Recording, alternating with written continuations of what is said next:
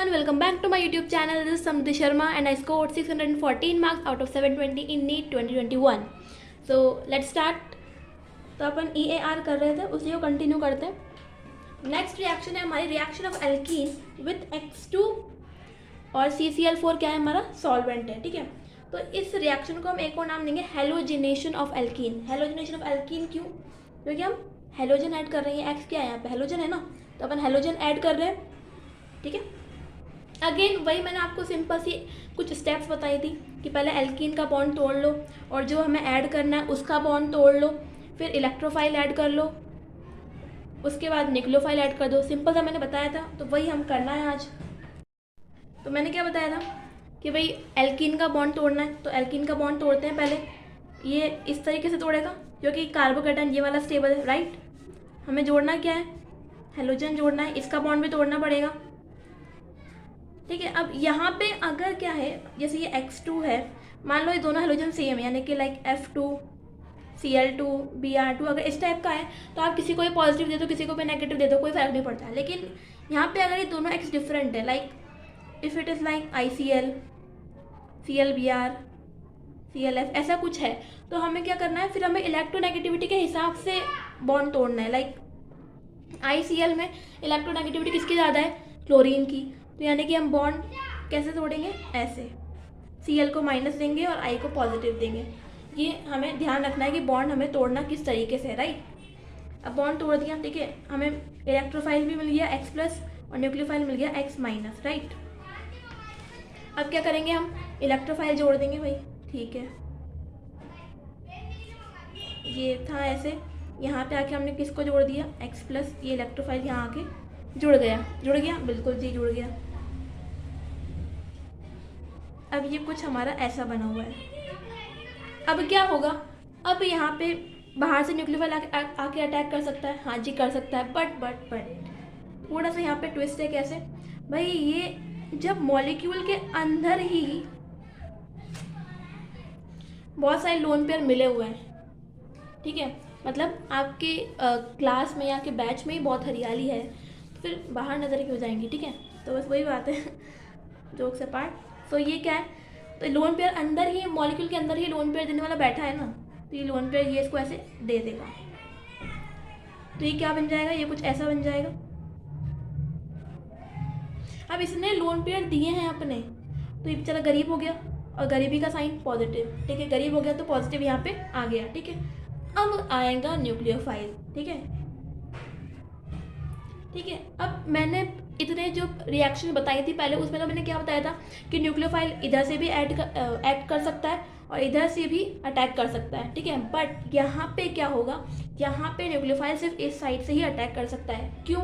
Because यहाँ पे hindrance, यहाँ पे इतना बड़ा जो ये ऐसा ट्राइंगल सा बन के बैठ चुका है, तो हिंड्रेंस बहुत ज़्यादा हो गया ना यहाँ पे, तो इसलिए यहाँ से अटैक नहीं होगा, सिर्फ यहाँ से ही अटैक होगा. ठीक है, तो यहाँ से ही अटैक होगा और ये वाला बॉन्ड टूट जाएगा अगेन. तो ये कैसा बन जाएगा? ये कुछ ऐसा बन जाएगा सिनेरियो हमारा. ठीक है, तो यहाँ पे एक चीज़ हमें क्या देखने को मिली कि यहाँ पे सिर्फ एंटी प्रोडक्ट हमें देखने को मिलता है. क्यों? क्योंकि स्टेरिक हिंड्रेंस की वजह से यहाँ से अटैक नहीं हो पाता है, सिर्फ इधर से ही अटैक होता है. तो वो क्या बोलते हैं इसको, एंटी प्रोडक्ट ही हमें देखने को मिलता है, राइट. तो ये हमारा फाइनल आंसर हो गया. दूसरी चीज़ क्या है, यहाँ पे ट्रांजिशन स्टेट बनती है, इसे हम बोलते हैं साइक्लिक हेलोनियम आयन. ये जो है ये ट्रांजिशन स्टेट है. ठीक है, और इसी को हम क्या बोलते हैं? Cyclic halonium ion. यहाँ पर रीअरेंजमेंट नहीं होता है, ये बिल्कुल ध्यान रखना बात. ठीक है, और मैंने एक ट्रिक भी बताई है इसको याद रखने की, कि अगर आपका इलेक्ट्रोफाइल कौन है? H+ है, तो रीअरेंजमेंट भी होगा और सिन और एंटी दोनों टाइप के प्रोडक्ट्स आपके बनेंगे. बट यहाँ पे इलेक्ट्रोफाइल क्या H+ था? नहीं, यहाँ पे इलेक्ट्रोफाइल हेलोजन का आयन था, राइट. तो ना तो यहाँ पे रीअरेंजमेंट होगा और ना ही यहाँ पे सिन और एंटी दोनों प्रोडक्ट बनेंगे. यहाँ पे सिर्फ एंटी प्रोडक्ट हमें देखने को मिलेगा, right. Okay, now next reaction है reaction of alkene with X2. But यहाँ पे क्या चेंज है? यहाँ पे चेंज है, यहाँ पे सॉल्वेंट वाटर है. यहाँ पे सॉल्वेंट CCl4 था, यहाँ पे सॉल्वेंट कौन है? वाटर. और एक बात ध्यान रखना, जब भी सॉल्वेंट हमारा वाटर होगा तो वाटर ही न्यूक्लियोफाइल की तरह एक्ट करेगा, चाहे साथ में कुछ भी हो, कोई मतलब नहीं है. वाटर ही हमारा एज अ न्यूक्लियोफाइल एक्ट करता है, ठीक है। तो यहाँ पे इलेक्ट्रोफाइल तो वही रहेगा X+, बट यहाँ पे न्यूक्लियोफाइल कौन बन जाएगा, वाटर। तो रिएक्शन बिल्कुल सेम होगी, वही बॉन्ड तोड़ना है, यहाँ पर भी इसका बॉन्ड तोड़ना है, इलेक्ट्रोफाइल जोड़ना है, फिर ये अंदर से लोन पेयर देगा, ये स्टेट बनेगी। बट बस चेंज सिर्फ इतना सा है कि यहाँ पर न्यूक्लियोफाइल की फॉर्म में X- एक्ट कर रहा था, यहाँ पे न्यूक्लियोफाइल की फॉर्म में कौन एक्ट करेगा, वाटर अटैक कर देगा यहाँ पे न्यूक्लियोफाइल बनकर। तो यहाँ पे क्या होगा, फिर OH जुड़ जाएगा, दैट्स इट। बाकी सब कुछ सिमिलर है। वही सिमिलरली यहाँ पर भी सिर्फ एंटी प्रोडक्ट ही देखने को मिलेगा, क्योंकि यहाँ पर भी ये स्टेट बनी है जिस वजह से हिंड्रेंस क्रिएट हुआ है, तो यहाँ से अटैक नहीं हो सकता, ठीक है। तो सिर्फ एंटी प्रोडक्ट हमें देखने को मिलेगा और यहाँ पर भी रीअरेंजमेंट नहीं होता है, ठीक है। अब रिएक्शन तो हमारी सारी हो चुकी हैं, बस हमें कुछ यहाँ पे स्पेशल पॉइंट्स पढ़ने। First point is when chiral centre will generate at reaction side then 2 products are possible, ठीक है। यानी कि जब कायरल सेंटर आपके बन जाए प्रोडक्ट में, तो 2 प्रोडक्ट आपके बन सकते हैं। कैसे बनेंगे भाई, देखो ये हमारा एल्कीन रहा, इसमें हमने क्या करा, HCl ऐड करा, तो HCl को आप तोड़ोगे तो इलेक्ट्रोफाइल कौन, H+, न्यूक्लियोफाइल कौन, Cl-, ठीक है भाई। तो वो हमने ऐड कर दिया। देखो ये कुछ इस तरीके से है, ठीक है। ये हमने यहाँ पे H ऐड कर दिया, ये हमने यहाँ पे Cl ऐड कर दिया, राइट। अब देखो क्या ये कायरल सेंटर है, हाँ जी बिल्कुल कायरल सेंटर है। ये ग्रुप अलग है, ये ग्रुप अलग है, ये ग्रुप अलग है, और यहाँ पे ये H अलग है कि नहीं। तो यानी कि ये क्या है, कायरल सेंटर है। तो यानी कि एक प्रोडक्ट तो ये बनेगा ही बनेगा, HCl आप ऐड करोगे तो एल्कीन में, बट यहाँ पे क्योंकि कायरल सेंटर भी जनरेट हुआ है, तो यहाँ पे इसकी मिरर इमेज भी बनेगी एक, ठीक है। तो हो गए ना 2 प्रोडक्ट हमारे, एक तो ये रियल और एक इसकी मिरर इमेज, ठीक है, दैट्स इट। सेकेंड हमारी क्या है पॉइंट, कि हमारा जो एल्कीन है, मान लो वो सिस फॉर्म में अरेंज्ड है, ठीक है। यहाँ पे ये देखो CH3 और CH3 दोनों आउटसाइड द प्लेन है, आउटसाइड द पेपर है, ये डैश डैश डैश है यहाँ पे, तो ये आउटसाइड है और ये दोनों इनसाइड है, ठीक है। तो यानी कि सिस कंडीशन हमारी हो रही है। अब यहाँ पे हम क्या करेंगे, मैंने अभी थोड़ी देर पहले ही डिस्कस करा था X2CCl4 का अरेंजमेंट। तो मैंने क्या बोला था वहाँ पे, कि वहाँ पे इलेक्ट्रोफाइल और न्यूक्लियोफाइल दोनों अपोजिट साइड से अटैक करेंगे, ओनली एंटी प्रोडक्ट ही वहाँ पे बन सकता है, मैंने साफ साफ कहा था ना। तो वही है यहाँ पे कि अगर यहाँ पे मैं Br2 ऐड कर रही हूँ तो एंटी ही बनेगा प्रोडक्ट में, हाँ जी बिल्कुल एंटी ही बनेगा।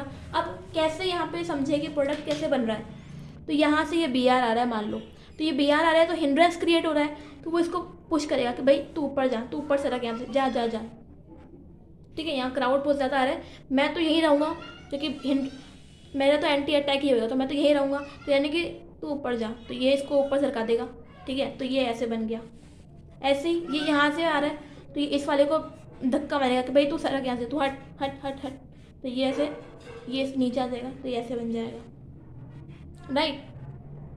अब देखो, अब ये वाला कार्बन भी कायरल कार्बन, ये वाला कार्बन भी कायरल कार्बन। अब ना तो यहाँ पे प्लेन ऑफ सिमेट्री है और ना ही यहाँ पे सेंटर ऑफ सिमेट्री है, देख लो सेंटर ऑफ सिमेट्री नहीं है यहाँ पे, क्योंकि ये दोनों CH3 जो है बाहर की तरफ है। तो आप इमेजिन करो कि यहाँ पे सेंटर ऑफ सिमेट्री नहीं बनेगा, प्लेन ऑफ सिमेट्री हो, दिख ही रहा है कि नहीं बन सकता है, ठीक है। तो जब एक से ज़्यादा कायरल कार्बन हो और कोई सी भी सिमेट्री ना हो, तो इसका मतलब कंपाउंड क्या होता है, ऑप्टिकली एक्टिव, ठीक है भाई। अब यहाँ पे क्या है, कायरल कार्बन है, तो इसकी एक मिरर इमेज भी बनेगी। तो अब देखो, अब वो मिरर इमेज आपस में क्या होंगी, नॉन सुपर इम्पोजिबल। तो non super imposable mirror image हो और वो दोनों कंपाउंड क्या हो, ऑप्टिकली एक्टिव हो, तो ये जो 2 कंपाउंड है आपस में क्या होते हैं, इनैंशियोमर्स, राइट। इनैंशियोमर की कंडीशन क्या होती है कि दोनों कंपाउंड ऑप्टिकली एक्टिव होने चाहिए और non super imposable mirror image होनी चाहिए। तो वो कंडीशन यहाँ पे सेटिस्फाई हो रही है, हाँ जी बिल्कुल हो रही है। तो यानी कि जब एल्किन सिस फॉर्म में अरेंज हो, एंटी अटैक हो, तो हमें क्या मिलता है, हमें रेसिमिक मिक्सचर मिलता है। Now what is racemic mixture, racemic mixture is mixture of enantiomers. ठीक है, सीधी सी बात है। तो इसकी ट्रिक क्या है? कार। कार कैसे? C for cis, A for anti and R for what? Racemic mixture. दोबारा रिपीट कर रही हूँ, जब सिस फॉर्म में एल्कीन अरेंज्ड हो, एंटी अटैक हो रहा हो, तो प्रोडक्ट क्या मिलता है? रेसिमिक मिक्सचर मिलता है। ठीक है, सेकेंड केस ये तो था जब एल्कीन सिस फॉर्म में अरेंज्ड हो। अब क्वेश्चन आता है फिर दिमाग में कि क्या हो जब एल्कीन ट्रांसफॉर्म में अरेंज्ड हो। तो यहाँ पे क्या है? यहाँ पे एल्कीन ट्रांसफॉर्म में अरेंज्ड है। हाँ जी बिल्कुल है। अगेन यहाँ पे X2 का अटैक कराएंगे तो वो तो एंटी ही होगा, चाहे एल्किन तुम्हारा कैसा भी अरेंज्ड हो, मैं तो एंटी अटैक ही करूँगा। ठीक है, उसका तो फिक्स है।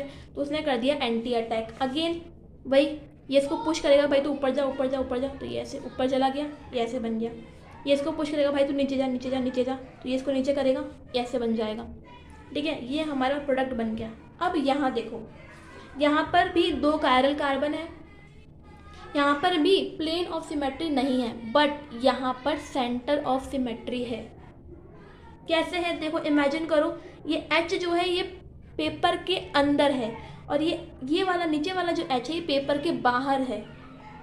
सिमिलरली ये वाला CH3 पेपर के बाहर है, ये वाला CH3 पेपर के अंदर है।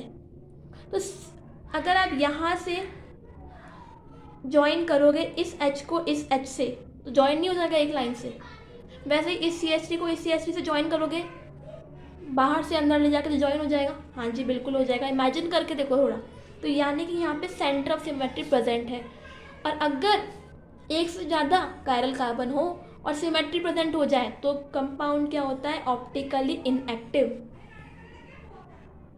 और कोई कंपाउंड मतलब अंदर से ही अगर इनएक्टिव हो जाए, what is that? Meso compound. ठीक है, क्या बोलते हैं उसको? मीजो कंपाउंड यहाँ पे बोलते हैं। तो यहाँ पे क्या कंडीशन हुई कि अगर आपका एल्कीन ट्रांसफॉर्म में अरेंज्ड है, एंटी अटैक उस पर हो रहा हो, तो आपको प्रोडक्ट क्या मिलेगा? आपको प्रोडक्ट मिलेगा मीजो कंपाउंड।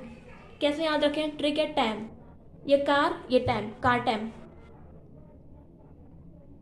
ठीक है, T for trans, A for anti and M for meso.